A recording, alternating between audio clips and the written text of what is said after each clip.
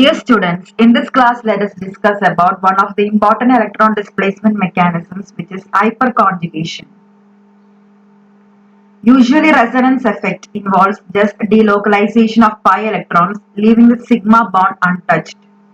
But in some cases, a sigma bond and an adjacent pi bond may get involved in resonance, and such a delocalization is called hyperconjugation. Hyperconjugation is an extension of the resonance effect and is sigma pi interaction or sigma p conjugation. Delocalization of electrons by the overlap of a sigma bond orbital with a pi or p orbital is called hyperconjugation. Since delocalization of electrons brings about a lowering of energy, hyperconjugation is a stabilizing interaction. Hyperconjugation effect is also known as Baker-Nathan effect after the scientist who brought about the significance of this effect in 1935 through this study on the relationship between alkyl groups attached to an unsaturated system. For example, let us consider the case of propylene, in which the CH3 group is attached to CH double bond CH2. The conjugation of the sigma bond orbital of any of the three CH bonds of the CH3 with the pi orbital constitutes hyperconjugation.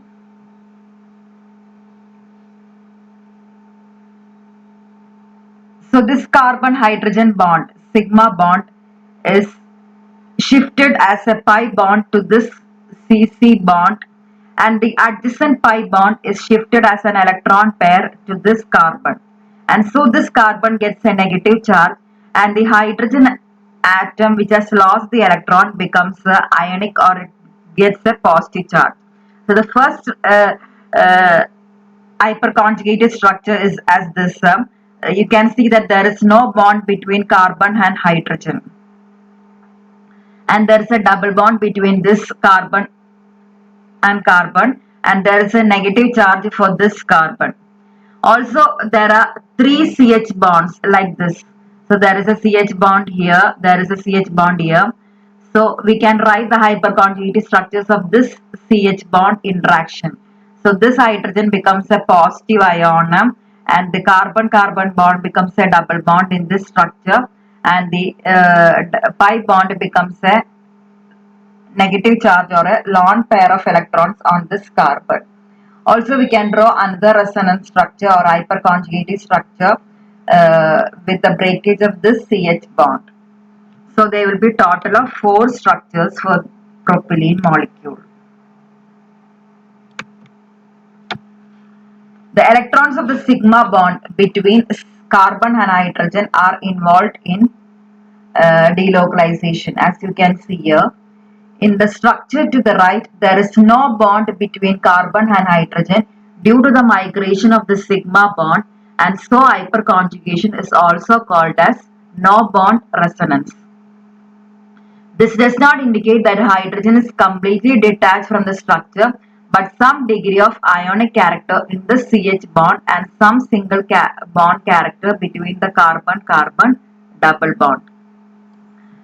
ഹൈപ്പർകോൺജുഗേഷൻ എന്താന്ന് വെച്ച് കഴിഞ്ഞിട്ടുണ്ടെങ്കിൽ ഒരു sigma ബോണ്ടും ഒരു pi ബോണ്ടും തമ്മിലുള്ള ഇന്ററാക്ഷനെയാണ് നമ്മൾ hyper conjugation എന്ന് വിളിക്കുന്നത്. Hyper conjugation ഏറ്റവും നല്ല ഒരു എക്സാമ്പിൾ എന്ന് പറയുന്നത് പ്രൊപ്പിലീൻ എടുത്ത് ഡിസ്കസ് ചെയ്യുന്നതായിരിക്കും നല്ലത്. ഇതാണ് പ്രൊപ്പിലീൻ എന്ന് പറഞ്ഞ മോളിക്യൂൾ. ഒരു അൺസാച്ചുറേറ്റഡ് സിസ്റ്റം ഉണ്ട് ഇവിടെ. ഒരു കാർബൺ കാർബൺ ഡബിൾ ബോണ്ട് ഉണ്ട്, അതിന്റെ തൊട്ടടുത്ത് ഒരു CH3 ഗ്രൂപ്പ് ഉണ്ട്. അപ്പൊ ഇവിടെ എന്താ സംഭവിക്കാന്ന് വെച്ചിട്ടുണ്ടെങ്കിൽ ഈ കാർബൺ ഹൈഡ്രജൻ, ഏത് കാർബൺ ഹൈഡ്രജൻ ആയാലും കുഴപ്പമില്ല, ഈ കാർബൺ ഹൈഡ്രജൻ ബോണ്ട് എന്ന് പറയുന്നത് പതുക്കെ ഷിഫ്റ്റ് ചെയ്യാണ്. ഈ carbon carbon bond pi bond ആയിട്ട് ഷിഫ്റ്റ് ചെയ്യണു. അപ്പൊ കാർബണിന്റെ ഹൈഡ്രജന്റെ സിഗ്മ ബോണ്ട് ബ്രേക്ക് ചെയ്ത് ഹൈഡ്രജൻ ഇലക്ട്രോൺ നഷ്ടപ്പെട്ട കാരണം ഹൈഡ്രജൻ പോസിറ്റീവ് ആവുന്നു. അതിന്റെ കൂടെ തന്നെ ഈ കാർബൺ കാർബൺ ബോണ്ട് അവിടെ ഒരു പൈ ബോണ്ട് ഉണ്ടാവുന്നു. അപ്പൊ പൈ ബോണ്ട് ഉണ്ടായി കഴിയുമ്പോൾ എന്താ സംഭവിക്കുക? ഓട്ടോമാറ്റിക് ആയിട്ട് ഈ ഡബിൾ ബോണ്ട് ഷിഫ്റ്റ് ചെയ്തിട്ട് കാർബണിന്റെ അവിടെ നെഗറ്റീവ് ചാർജ് ആയിട്ട് വരും. അതാണ് ഈ കാണിച്ചിരിക്കുന്നത്. കാർബണിന്റെ അവിടെ ഒരു നെഗറ്റീവ് ചാർജ് വരുന്നു. ഇങ്ങനെ നമുക്ക് നമ്മളിപ്പോ ഈ കാർബൺ ഹൈഡ്രജൻ ബോണ്ടിന്റെ ഇന്ററാക്ഷൻ ആണ് എഴുതിയത്. നമുക്ക് ഈ കാർബൺ ഹൈഡ്രജന്റെ ബോണ്ട് ഇന്ററാക്ഷൻ വഴി അടുത്ത ഹൈപ്പർ കോൺജുഗേറ്റഡ് സ്ട്രക്ചർ വരയ്ക്കാവുന്നതാണ്. അത് മൂന്നാമത്തെ സ്ട്രക്ചർ ആയിട്ട് വരും. അതുപോലെ ഈ കാർബൺ ഹൈഡ്രജൻ ബോണ്ട് തമ്മിലുള്ള ബ്രേക്കിങ്ങും അതുപോലെ ഈ പൈ ബോണ്ട് ആയിട്ടുള്ള ഇന്ററാക്ഷനും നമുക്ക് അടുത്ത നാലാമത്തെ ഹൈപ്പർ കോൺജുഗേറ്റഡ് സ്ട്രക്ചർ അല്ലെങ്കിൽ റെസൊണൻസ് സ്ട്രക്ചർ ആയിട്ട് വരയ്ക്കാവുന്നതാണ്. അങ്ങനെ മൊത്തത്തിൽ ഞാൻ നേരത്തെ പറഞ്ഞ പോലെ തന്നെ 4 റെസൊണൻസ് സ്ട്രക്ചേഴ്സ് നമുക്ക് വരയ്ക്കാൻ പറ്റും. 1, 2, 3, 4. ഇവിടെ മുമ്പത്തെ സ്ലൈഡിൽ അത് കാണിച്ചിട്ടുണ്ടായി. 3 സ്ട്രക്ചേഴ്സ് കാണിച്ചിട്ടുണ്ടായി. 1, 2, 3 ഇതുപോലെ തന്നെ ഒരെണ്ണം കൂടി വരയ്ക്കാൻ പറ്റും. അപ്പൊ 4 സ്ട്രക്ചേഴ്സ് ടോട്ടൽ ഉണ്ടാവും ഈ പ്രൊപ്പിലിൻ എന്ന് പറഞ്ഞ മോളിക്യൂളിന്. ഇനി ചില സ്ട്രക്ചേഴ്സിനെ നമുക്ക് ശ്രദ്ധിച്ചു കഴിഞ്ഞാൽ മനസ്സിലാവും ഇവിടെ കാർബൺ ഹൈഡ്രജനും തമ്മിൽ ബോണ്ട് ഇല്ല. അതുകൊണ്ട് ഇതിനെ നോ ബോണ്ട് റെസൊണൻസ് എന്ന് വിളിക്കും. പിന്നെ ഇത് ആദ്യമായിട്ട് ശ്രദ്ധിച്ച സയന്റിസ്റ്റ് ബേക്കറും നാത്തനാണ്. അതുകൊണ്ട് ഇതിനെ ബേക്കർ നാത്താൻ എഫക്റ്റ് എന്നും വിളിക്കുന്നുണ്ട്. ഇത്രയാണ് ഹൈപ്പർ കോൺജുഗേഷനെ കുറിച്ച് ഒരു രൂപരേഖ. ഇനി നമുക്ക് ഇതിന്റെ ഡീറ്റെയിൽസിലേക്ക് പോവാവുന്നതാണ്. ഡീറ്റെയിൽസിലേക്ക് പോകുമ്പോൾ പ്രത്യേകത എന്ന് പറഞ്ഞു കഴിഞ്ഞിട്ടുണ്ടെങ്കിൽ ഹൈപ്പർ കോൺജുഗേഷൻ കാണിക്കുന്ന മോളിക്യൂൾസ് എന്ന് പറയുന്നത് കാർബോകാറ്റയോൺസിലുണ്ട്, ഫ്രീ റാഡിക്കൽസിലുണ്ട്, ആൽക്കീൻസിലുണ്ട്, ആൽക്കൈൻസിലുണ്ട്. അവിടെയൊക്കെയാണ് ഹൈപ്പർ കോൺജുഗേഷൻ സാധാരണയായിട്ട് കാണുന്നത്. ഇനി നമുക്കറിയാവുന്നതാണ് പ്രൊപ്പിലീൻ എന്ന് പറഞ്ഞ മോളിക്യൂള്, എഥിലീൻ എന്ന് പറഞ്ഞ ഇതാണ് പ്രൊപ്പിലീൻ എന്ന് പറഞ്ഞ മോളിക്യൂള്. എഥിലീൻ എന്ന് പറഞ്ഞ മോളിക്യൂൾ എന്ന് പറഞ്ഞു കഴിഞ്ഞാൽ CH2 ഡബിൾ ബോണ്ട് CH2. ആ മോളിക്യൂളിനേക്കാളും സ്റ്റേബിൾ ആണ്. പ്രൊപ്പിലീൻ ആണ് കൂടുതൽ സ്റ്റേബിൾ എഥിലീനേക്കാളും. റീസൺ എന്ന് പറയുന്നത് നമുക്ക് ഇതുപോലെ ഹൈപ്പർ കോൺജുഗേറ്റഡ് സ്ട്രക്ചേഴ്സ് 4 എണ്ണം വരയ്ക്കാൻ പറ്റും പ്രൊപ്പിലീന്. പക്ഷെ എഥിലീന് നമുക്ക് വരയ്ക്കാൻ പറ്റില്ല. Because it has no alpha carbon. എന്താണ് ആൽഫ കാർബൺ നമുക്കറിയാവുന്നതാണ്. Sigma bond connecting the alpha hydrogen. Sigma bond connecting the alpha carbon with the alpha hydrogen is the bond that participates in hyperconjugation. This alpha carbon and the alpha hydrogen are 3 in numbers for propylene, but for ethylene there are no alpha carbons and there are no alpha hydrogen. So that is the reason why propylene is more stable than ethylene. അതായത് 3 carbon alpha കാർബണും alpha ഹൈഡ്രജനും തമ്മിലുള്ള 3 bonds നമുക്ക് കാണാവുന്നതാണ് ഈ പ്രൊപ്പിലീനില്. പക്ഷെ നമുക്കറിയാവുന്നതാണ് CH2 double bond CH2 എന്ന് പറഞ്ഞ മോളിക്യൂളില് ഒറ്റ ആൽഫ കാർബണും ഇല്ല, ഒറ്റ ആൽഫ ഹൈഡ്രജനും ഇല്ലാത്തത് കൊണ്ട് ഹൈപ്പർ കോൺജുഗേഷൻ സാധ്യമല്ലാത്തതിനാൽ അത് വളരെയധികം ലെസ് സ്റ്റേബിൾ ആണ് പ്രൊപ്പിലീനായിട്ട് കൺസിഡർ ചെയ്യുമ്പോൾ. ആൽഫ കാർബൺ എന്ന് പറഞ്ഞു കഴിഞ്ഞിട്ടുണ്ടെങ്കിൽ ഈ കാർബണിനെയാണ് ആൽഫ കാർബൺ എന്ന് വിളിക്കുന്നത്. ആ കാർബണിലുള്ള ഹൈഡ്രജനെയാണ് ആൽഫ ഹൈഡ്രജൻസ് എന്ന് വിളിക്കുന്നത്. അതായത് ഏതെങ്കിലും ഒരു ഡബിൾ ബോണ്ട് അല്ലെങ്കിൽ ട്രിപ്പിൾ ബോണ്ട് തൊട്ടടുത്ത കാർബണിനെയാണ് നമ്മൾ ആൽഫ കാർബൺ എന്ന് വിളിക്കുക. Now let us discuss why 2-butene is more stable than 1-butene. അതൊരു ക്വസ്റ്റ്യൻ ആയിട്ട് ചിലപ്പോൾ വരാവുന്നതാണ്, ചോദിക്കാവുന്നതാണ്. Why 2-butene is more stable than 1-butene? അതിന്റെ റീസൺ എന്ന് പറയുന്നത് ഹൈപ്പർ കോൺജുഗേഷൻ ആണ്. The greater the number of hydrogen attached to the carbon at the alpha position in respect of the double bond, the greater will be the number of hyperconjugative contributing structures, and so the greater will be the stability of the molecule.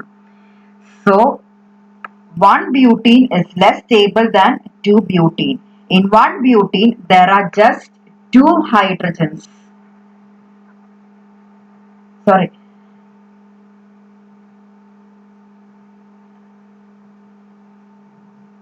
There are 2 hydrogens. Here there is a mistake. There should be 2 here. There are 2 hydrogens here. That is a mistake. So there are just 2 hydrogens attached to the alpha carbon. This is the alpha carbon with respect to the double bond. So there are just 2 hyperconjugative structures.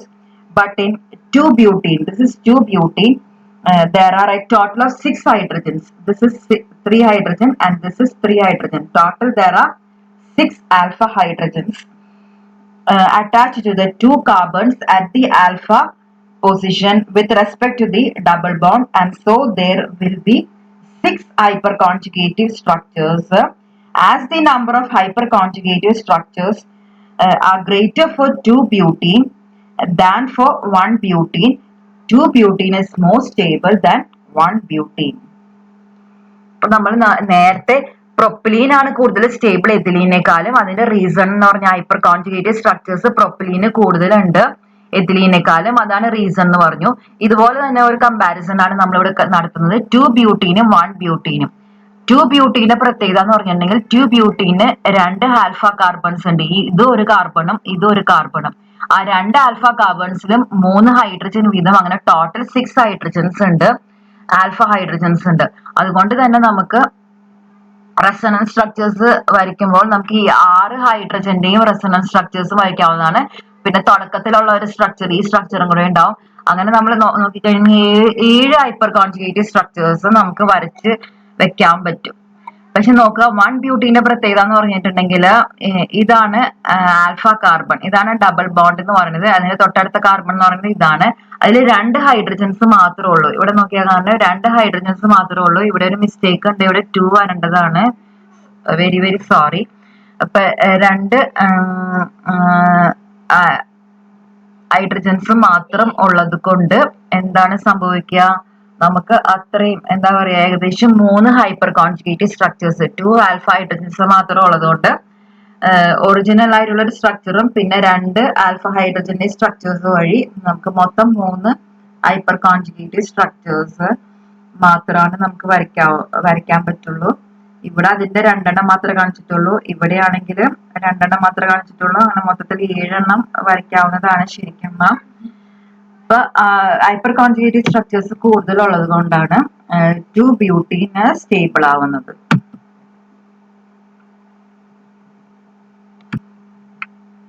ഇനി ഇത് ചില കാർബോകാറ്റയോൺസിന്റെ structures ആണ്. ഈ carbocation ആണ് വരച്ചിരിക്കുന്നത്. ഈ കാർബോകാറ്റയോണിന്റെ തൊട്ടടുത്തുള്ള carbon എന്ന് പറയുന്നത് ആൽഫ കാർബൺ ആണ്. അതിന് 3 ഹൈഡ്രജൻസ് ഉണ്ട്.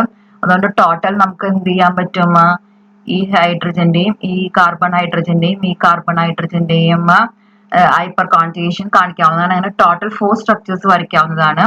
ഇവിടെ ശ്രദ്ധിച്ചു കഴിഞ്ഞിട്ടുണ്ടെങ്കിൽ മനസ്സിലാവും, ഇങ്ങനത്തെ 2 ആൽഫ കാർബൺസ് ഉണ്ട്. 2 ആൽഫ കാർബൺസ് ഉണ്ട്. അങ്ങനെ മൊത്തത്തില് 3 ഹൈഡ്രജനും ഇവിടുത്തെ 3 ഹൈഡ്രജന് 6 ഹൈഡ്രജൻ ഉണ്ട്. അപ്പൊ ടോട്ടൽ 7 സ്ട്രക്ചേഴ്സ് നമുക്ക് വരയ്ക്കാൻ പറ്റും. അതുപോലെ ഇത് ശ്രദ്ധിച്ചു കഴിഞ്ഞാൽ മനസ്സിലാവും, ഇതാണ് പോസിറ്റീവ് ആയിട്ടുള്ള കാർബൺ. ആ കാർബണിന്റെ ആൽഫ കാർബണായിട്ട് 3 കാർബൺസ് ഉണ്ട്. 3 കാർബൺസിലും കൂടി ഓരോ കാർബണിലും 3 ഹൈഡ്രജൻ വീതം, അങ്ങനെ 9 ഹൈഡ്രജൻസ് ഉണ്ട്. 9 ആൽഫ ഹൈഡ്രജൻസ് ഉള്ളതുകൊണ്ട് നമുക്ക് 10 സ്ട്രക്ചേഴ്സ് വരയ്ക്കാൻ പറ്റും. അതായത് എണ്ണം കൂടിക്കൊണ്ടിരിക്കുകയാണ്. ഇങ്ങനെ ആൽഫ കാർബണും ആൽഫ ഹൈഡ്രജന്റെ എണ്ണം കൂടുന്നതനുസരിച്ച് കൂടുതൽ സ്ട്രക്ചേഴ്സ് വരയ്ക്കാൻ പറ്റിക്കൊണ്ടിരിക്കുകയാണ്. അതുകൊണ്ട് തന്നെ കൂടുതൽ സ്റ്റേബിൾ ആയിരിക്കും ഈ കാർബോകാറ്റയോൺസ് ഒക്കെ. അപ്പൊ ഏറ്റവും കുറവ് സ്റ്റേബിൾ ആയിട്ടുള്ളത് ഈ കാർബോകാറ്റയോൺ, അതിനേക്കാളും കൂടുതൽ സ്റ്റേബിൾ ആയിരിക്കും ഈ കാർബോകാറ്റയോൺ, അതിനേക്കാളും കൂടുതൽ സ്റ്റേബിൾ ആയിരിക്കും ഈ കാർബോകാറ്റയോൺ. കാരണം എന്ന് വെച്ചിട്ടുണ്ടെങ്കിൽ കൂടുതൽ സ്ട്രക്ചേഴ്സ് നമുക്ക് വരയ്ക്കാൻ പറ്റും. Stability of alkenes will increase with the increase in number of alpha hydrogens to the unsaturated system. Increasing order of stability of alkenes because of hyperconjugation is because of the increase in the alpha hydrogens. Ethylene ആണ് ആദ്യം കാണിച്ചിരിക്കുന്ന, ethylene ആണ്. എഥിലീന് നമ്മൾ പറഞ്ഞാൽ hyper conjugation ഇല്ല, അപ്പൊ 0 ആണ്. Number of hyper conjugable hydrogen alpha to unsaturated system is 0. So there are no resonance structures, no hyperconjugated structures. 0 alpha hydrogen ആണുള്ളത്. ഇവിടെ നോക്കി, ഇത് പ്രൊപ്പലീൻ ആണ്. അപ്പൊ ഇത് എത്ര വരും, 3 ആൽഫ ഹൈഡ്രജൻ ഉള്ള കാരണം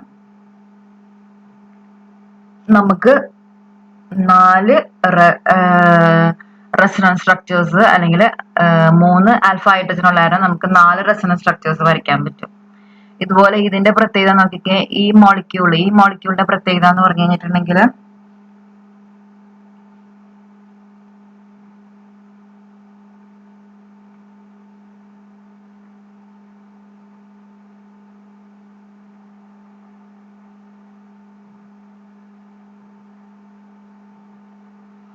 ഈ മോളിക്യൂളിന്റെ പ്രത്യേകത ശ്രദ്ധിച്ചു കഴിഞ്ഞാൽ എത്ര ആൽഫ ഹൈഡ്രജൻസ് ഉണ്ട്, 6 ആൽഫ ഹൈഡ്രജൻസ് ഉണ്ട്. 6 ആൽഫ ഹൈഡ്രജൻ ഉള്ളതാണ്. അപ്പൊ നമുക്ക് 7 സ്ട്രക്ചേഴ്സ് വരയ്ക്കാൻ പറ്റും. ഇതിനും അതങ്ങനെ തന്നെയാണ്. ഇതിന്റെ ഈ കാർബണും ആൽഫ കാർബൺ ആണ്, ഈ കാർബണും ആൽഫ കാർബൺ ആണ്. അങ്ങനെ മൊത്തത്തിൽ ഇതിന്റെ 3 ഹൈഡ്രജനും ഇതിന്റെ 3 ഹൈഡ്രജനും, അപ്പൊ മൊത്തത്തിൽ 6 ആൽഫ ഹൈഡ്രജൻ തന്നെയായിരിക്കും. അപ്പൊ ഇവർക്ക് രണ്ടുപേർക്കും സെയിം ഹൈപ്പർ കോൺജുഗേറ്റഡ് സ്ട്രക്ചേഴ്സ് ആയിരിക്കും എണ്ണത്തില്. ഇവിടെ നോക്കിക്കേ, ഇവിടെ എത്ര ആൽഫ കാർബൺ, ഇതാണ് അൺസാച്ചുറേറ്റഡ് സിസ്റ്റം. അപ്പൊ ഇവിടെ 2 ആൽഫ കാർബൺസ് ഉണ്ട്, പിന്നെ ഇവിടെയും 1 ആൽഫ കാർബൺ ഉണ്ട്. അങ്ങനെ മൊത്തത്തിൽ 3 ആൽഫ കാർബൺ ഉണ്ട്. 3 ആൽഫ കാർബണിൽ 3 ഹൈഡ്രജൻ വീതമാകുമ്പോൾ 9 ആൽഫ ഹൈഡ്രജൻസ് ഉണ്ട്. അപ്പൊ അത്രയും റെസൊണൻസ് സ്ട്രക്ചേഴ്സ് നമുക്ക് വരയ്ക്കാൻ പറ്റും. 10 എണ്ണമായിരിക്കും റെസൊണൻസ് സ്ട്രക്ചേഴ്സ്. ഇത് ശ്രദ്ധിച്ചു കഴിഞ്ഞാൽ നമുക്ക് മനസ്സിലാവും, ഈ മോളിക്യൂൾ ശ്രദ്ധിച്ചു കഴിഞ്ഞാൽ നമുക്ക് മനസ്സിലാവുന്നത് എന്താന്ന് വെച്ചിട്ടുണ്ടെങ്കിൽ എത്ര ആൽഫ കാർബൺസ് ഉണ്ട്, 4 ആൽഫ കാർബൺസ് ഉണ്ട്, 12 ആൽഫ ഹൈഡ്രജൻസ് ഉണ്ട്. അതുകൊണ്ട് 13 ഹൈപ്പർ കോൺജുഗേറ്റഡ് സ്ട്രക്ചേഴ്സ് നമുക്ക് വരയ്ക്കാൻ പറ്റും. അപ്പൊ ഏറ്റവും കൂടുതൽ സ്റ്റേബിൾ ആയിട്ടുള്ള മോളിക്യൂൾ ഈ താഴെ കാണിച്ചിരിക്കുന്ന മോളിക്യൂൾ ആണ്. ഏറ്റവും ലീസ്റ്റ് സ്റ്റേബിൾ എന്ന് പറയുന്നത് ഈ മോളിൽ കാണിച്ചിട്ടുള്ള മോളിക്യൂളാണ്.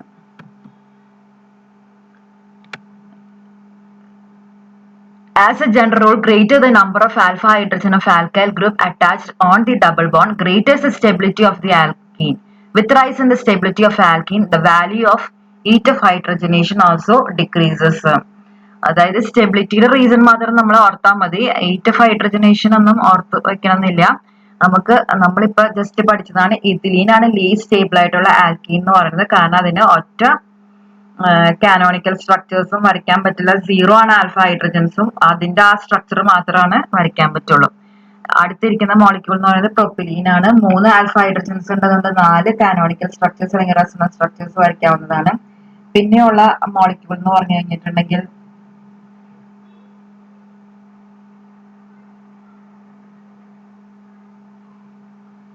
ഇതാണ്. ഇതിന്റെ പ്രത്യേകത എന്ന് പറഞ്ഞാൽ 2 ആൽഫ കാർബൺസ് ഉണ്ട്, അപ്പൊ മൊത്തത്തിൽ 6 ഹൈഡ്രജൻസ് ഉണ്ട്, 7 റെസൊണൻസ് സ്ട്രക്ചേഴ്സ്. ഇതിന്റെ പ്രത്യേകത എന്ന് പറഞ്ഞിട്ടുണ്ടെങ്കിൽ 3 ആൽഫ കാർബൺസ് ഉണ്ട്, അപ്പൊ 9 ഹൈഡ്രജൻസ് ഉണ്ട്, അതുകൊണ്ട് 10 കാനോണിക്കൽ സ്ട്രക്ചേഴ്സ് വരയ്ക്കാവുന്നതാണ്. ഏറ്റവും കൂടുതൽ സ്റ്റേബിൾ ആയിട്ടുള്ള ഈ മോളിക്യൂൾ ഇതൊക്കെ ഓൾറെഡി ഡിസ്കസ് ചെയ്തതാണ്. ഇതിനാണെങ്കിൽ 4 കാർബൺസ് ഉണ്ട്, മൊത്തത്തിൽ 12 ഹൈഡ്രജൻസ് വരും, അതുകൊണ്ട് 13 കാനോണിക്കൽ സ്ട്രക്ചേഴ്സ് വരയ്ക്കാവുന്നതാണ്. ഏറ്റവും കൂടുതൽ സ്റ്റെബിലിറ്റി ഈ മോളിക്യൂളിനായിരിക്കും. അപ്പൊ ഇതാണ് ഹൈപ്പർ കോൺജുഗേഷൻ എന്ന് പറഞ്ഞു കഴിഞ്ഞിട്ടുണ്ടെങ്കിൽ, അതായത് the decreasing order of stability of alkenes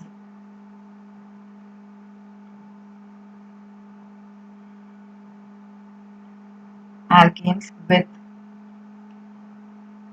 decreasing the number of alpha hydrogens in them is because of hyperconjugation, as shown in this slide. We know that ethylene is the least stable, and this molecule can be regarded as the most stable molecule in this